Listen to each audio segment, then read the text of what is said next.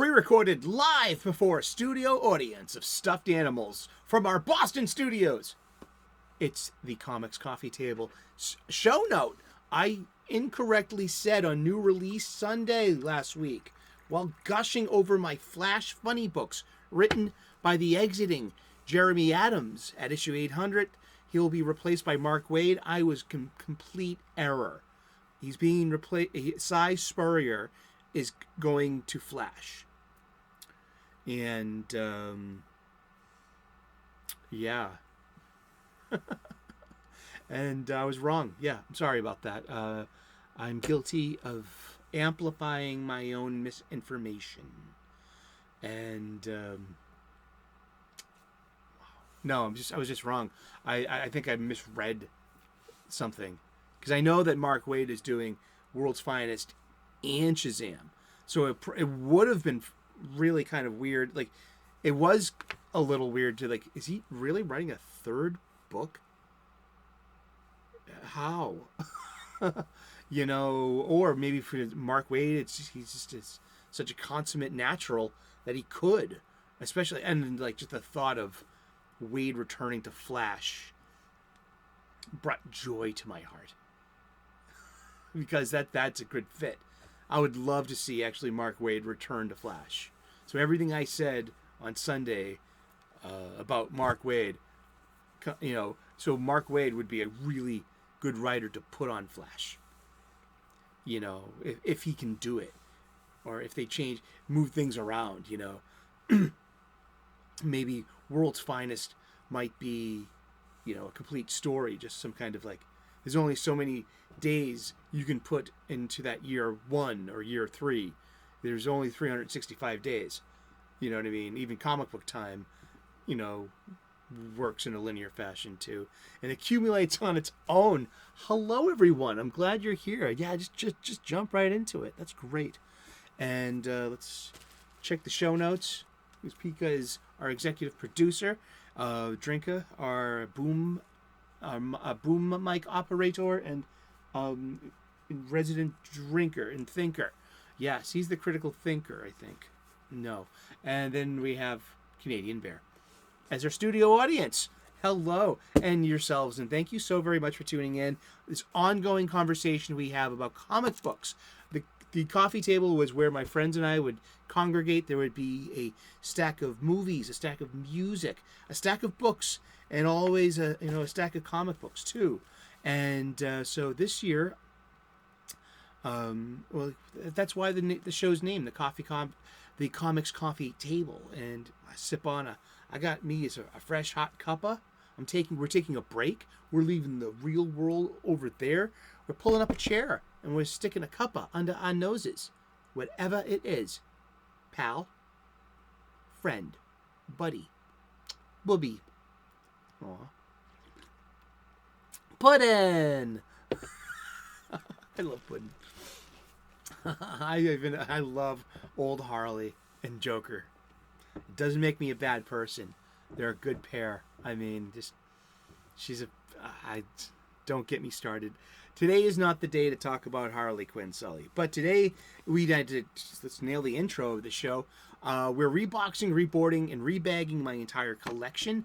Along the way, I'm going to get a ballpark estimate of what my collection is worth, along with getting a better and keener eye to grading comic books, especially since I like to buy back issues, especially of a certain, Bronze Age era that was, what I consider my wheelhouse, between the ages of like 8 and 11.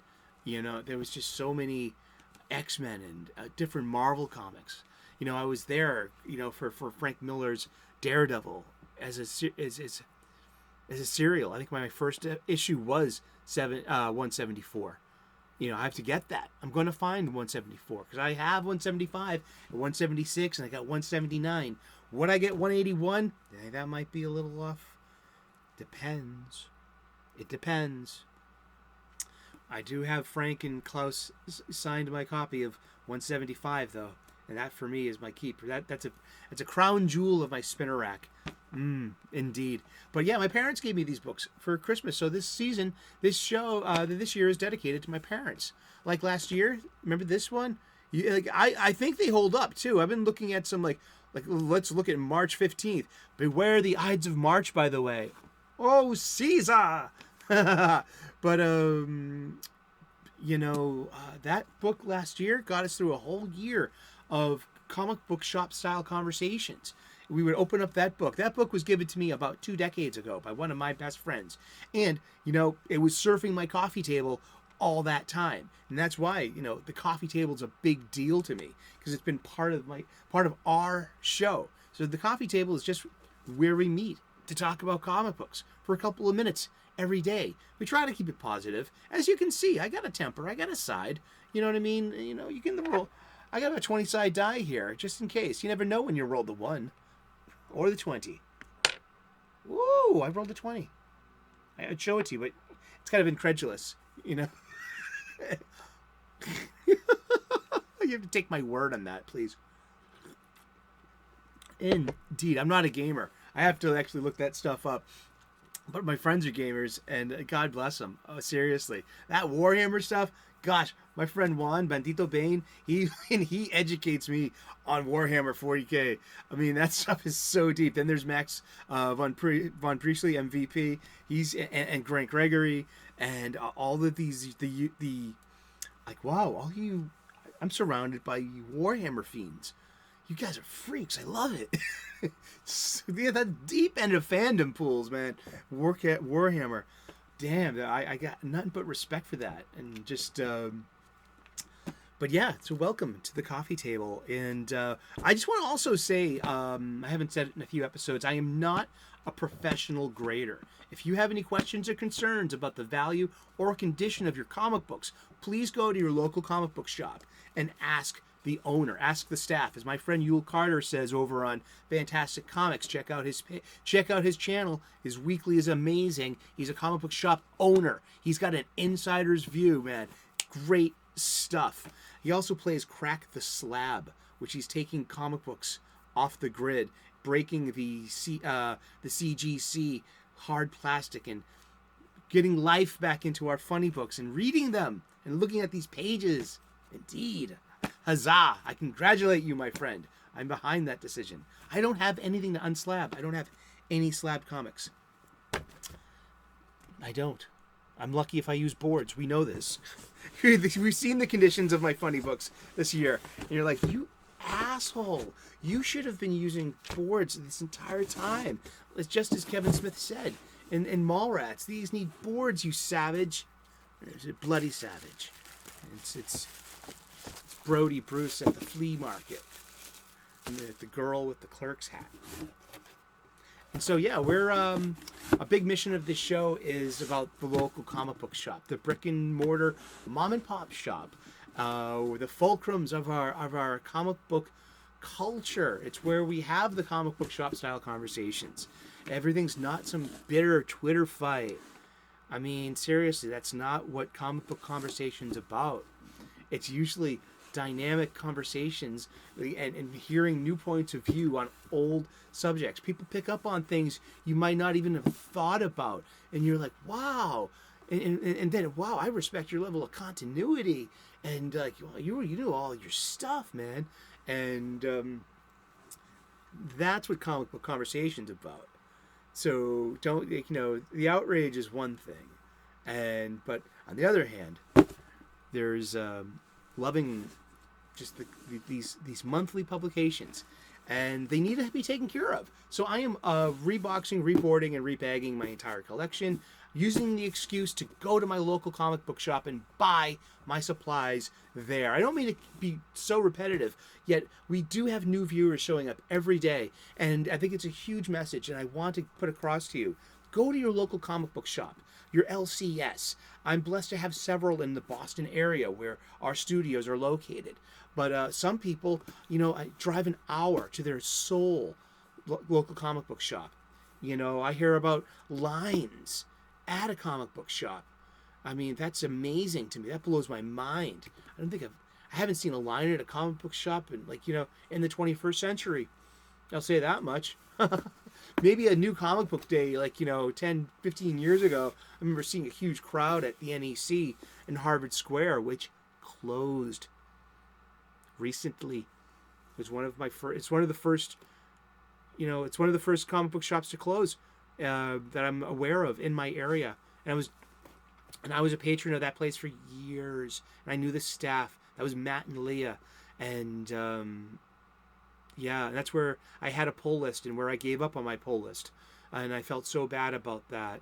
I mean, but I've had so many good conversations there. I've bought so many comic books there, and spent a lot of good moments in there. And so keep our local comic book shops open. Go there, spend your money there, and that's where I'm getting my supplies. I'm switching from long boxes to short boxes. I'm getting the bags that they have in stock. I know I need Mylars, but you know what? This will do, and that's what the shop's offering. The Mylars will come back, and I'm getting acid-free boards as well. I should have been using the entire time. You've seen the condition of all the spine rolls, all the dings. The bell's coming soon. You're just going to hear it one day, and I hope I don't get sued by Billy Tucci, the teen sensation. I love Billy Tucci. I'm going to meet him at Wicked Boston Comic Con. He's going to have a table, and I'm going to bring this. This is Billy Tucci artwork. This is not Catwoman. This is a Golden Age, an obscure Golden Age heroine named Ms. Fury, and that's Billy Tucci artwork right there. And those are slabs behind her. See, that's the number, the 9.0. See the CBCS. I mean, that's another grading company, but they put them in these plastics and for preservation, and they're cataloged as well too, so you can authentify. You can. So when ownership switches, you know what I mean. There's an authentic custody chain. I mean, there are appealing things about that. I mean, I've never slabbed a comic book. I'm new to like the grading. I will read.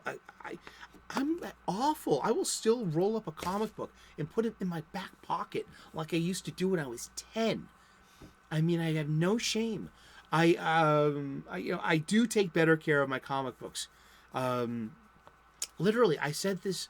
I was on a member stream at Gary Beekler's Nerdrotics about 3 years ago when I think it was right before COVID, because I had to get rid of I had to trim down get rid of all my YouTube memberships and a few digital subscriptions like Netflix and Hulu. I got rid of, just save $1 or $2, because we all needed to tighten our belts. But I remember saying to Gary Beekler, former comic book shop owner, I bet you didn't know that Gary used to own a comic book shop. They're like, oh yeah, I'll put it in my back pocket. And I got the face. He didn't like that. Gary Sama, I'm so sorry. I'm one of those people. Yeah.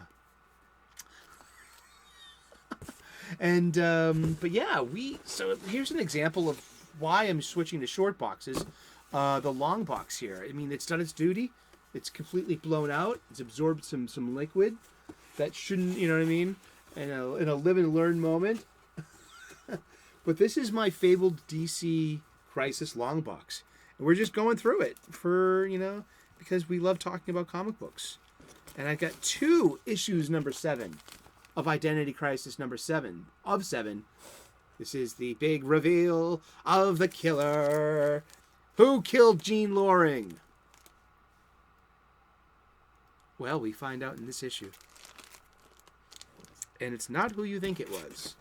Yet, the revelation of Dr. Fate's horrific actions, Batman beaming up to the JLA satellite to find the rest of his team magically lobotomizing Dr. Light after finding him,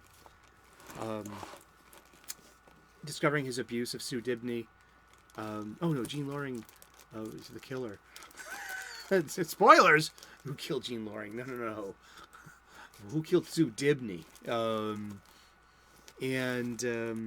But great art. And this is a Michael Turner cover.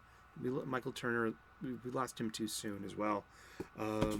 Michael Turner is going to show up a lot in this collection. The other DC box. He's did some amazing covers for Justice League of America.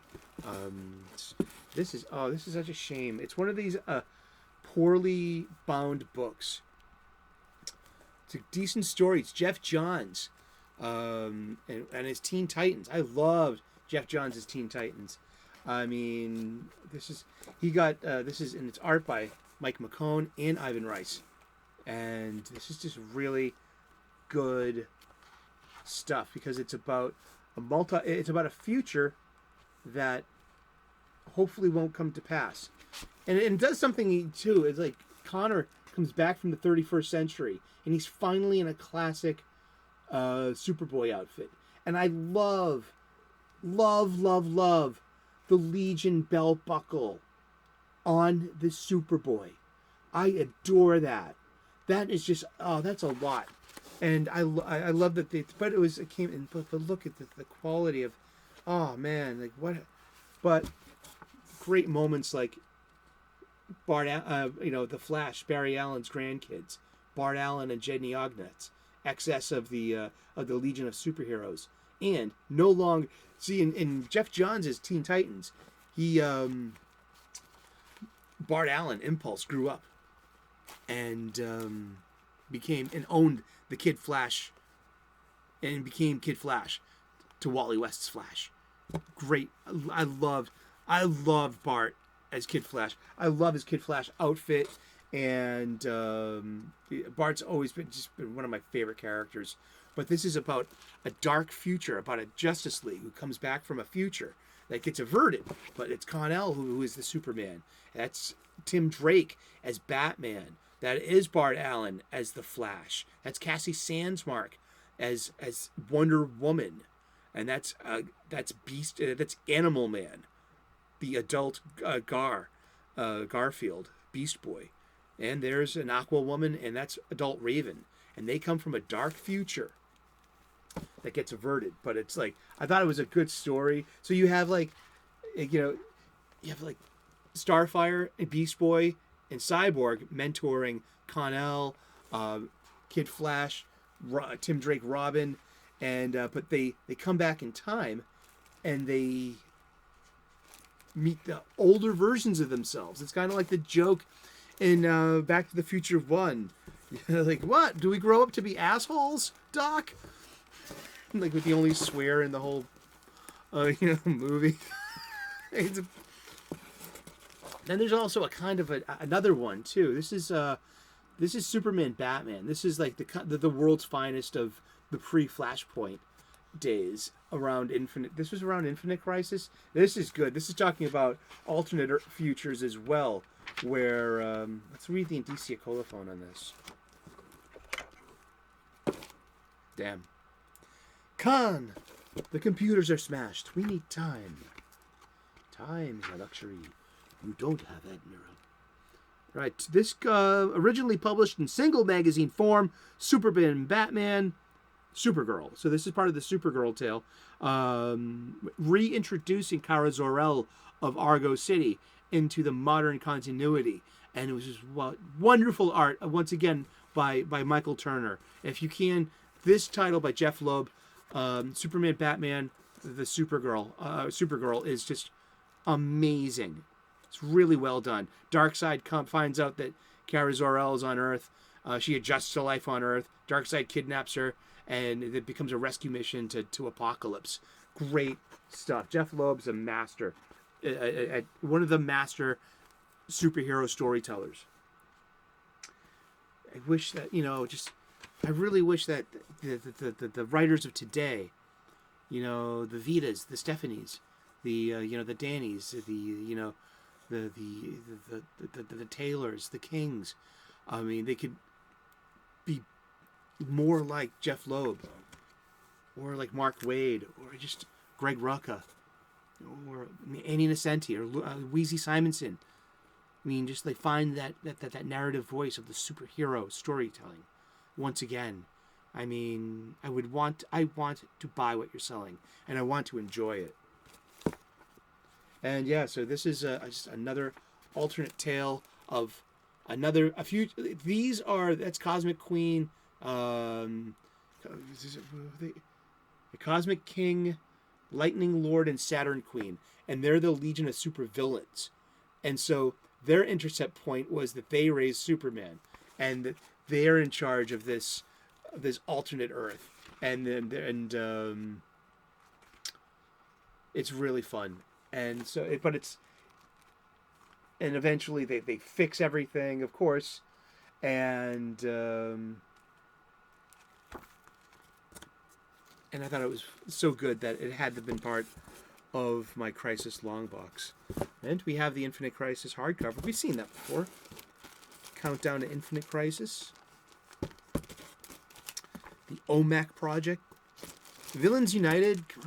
Gail Simone can write good comics. I'm holding proof. Those Birds of Prey comics were great. I mean, seriously, just even activist storytelling. I mean, seriously, activism is not for the workplace. Activism is something you do in your spare time because you believe in it. The product is like, isn't your personal message, or just, but yeah, I mean, or when does your personal message start to interfere with the product and people's consumption of it? I don't know. I don't have answers. All I have are more questions. And more funny books to share with you. Acts of Vengeance.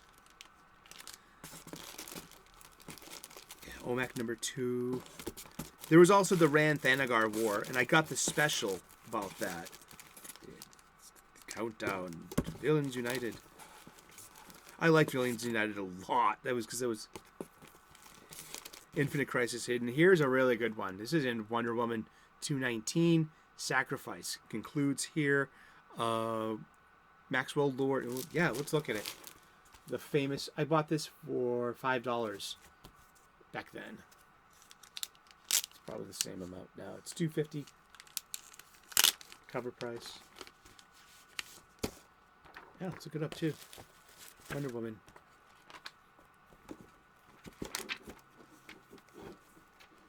$2.19. Wrong book.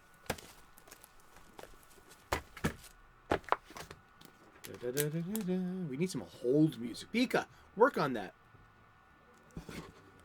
I want some hold music. We need to while we have these idle moments. Wonder Woman, Wonder Woman. All the world is waiting for you, and the magic you possess. OMAC tires. $4. Book. The book says at a 9.2, Wonder Woman 219 is worth $4. Here you go. And now we know. And that's why we have the book, to look this stuff up. But in here, let's get to the chase. It's Maxwell Lord. He's got Batman under his psychic control. He's about to kill. He's got Superman under his psychic control. He's about to kill Batman. Wonder Woman needs to step in to save Bruce's life. And what happens? What happens here?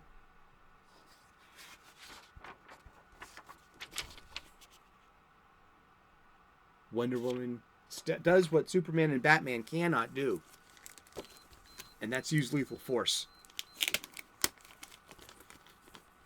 Or won't do. I mean, then you have the whole conundrum of Man of Steel.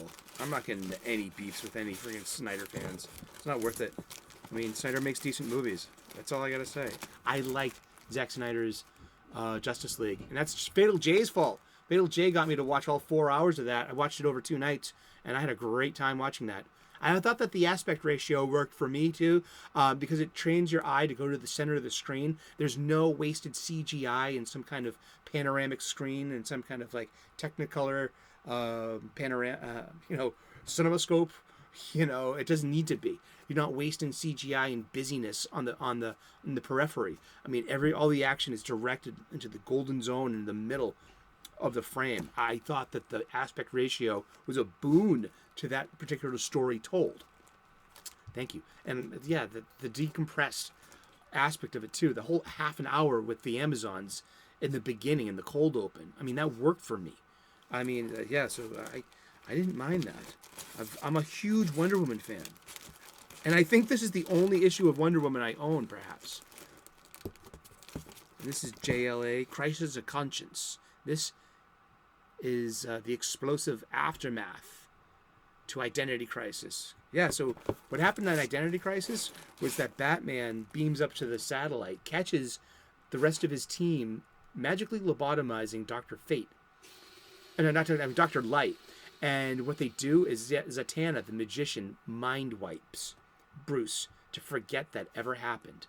Because they like, oh my God, Bruce caught us doing this. We shouldn't be doing this to a villain. But he's not going to stop unless we do something. And so Bruce catches him in the act, objects to it, is going to blow the whistle, especially to Superman and Wonder Woman. And they delete that from his coding, from his mind, until he remembers years later. And that's why he does something such as create the OMAC and Brother Eye. Because now he's the suspicious Batman. And that, the Tower of Babel kind of Batman. Tower of Babel was another good JLA story.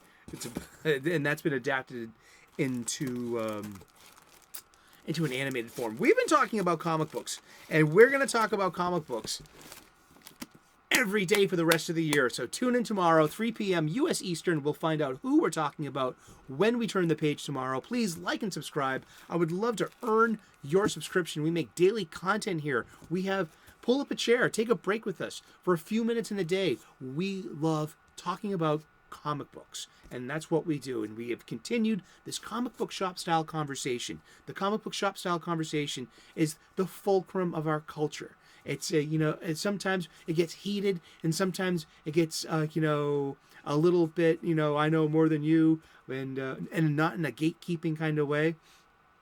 It's weird, but it's not all about the outrage, and that's what we try to bottle here or put in a cuppa. Welcome to the Comics Coffee Table. You are welcome here. 3 p.m. U.S. Eastern daily. Turn on those notifications. Ring that bell. I would love to earn your subscription. Cheers. God bless. Namaste. And we will talk to you later in those funny pages. Ciao. Bye-bye.